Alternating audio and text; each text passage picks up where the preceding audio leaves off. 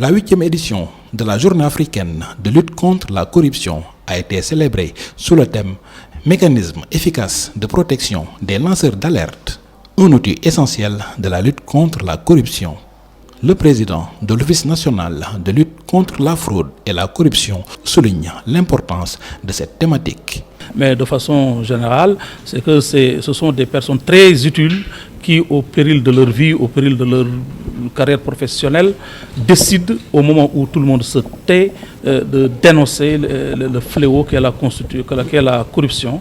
Donc c'est sûr que des mécanismes solides de protection découleront des textes que M. le Président de la République soumettra bien entendu à l'Assemblée nationale pour vote.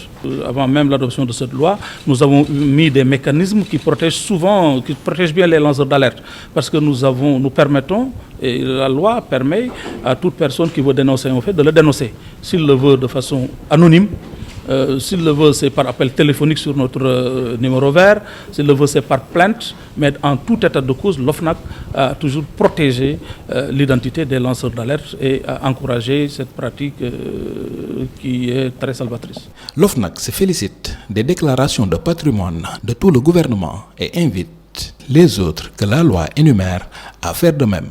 Je crois que cette fois, nous saluons l'engouement de tous les ministres, de M. le Premier ministre, de l'ensemble des membres de son gouvernement qui ont procédé à leur déclaration de patrimoine. Et nous invitons maintenant les autres assujettis, qu'ils soient des directeurs généraux ou d'autres personnalités que la loi énumère, de venir faire de même. En tout cas, le ton a été très bien donné par le gouvernement.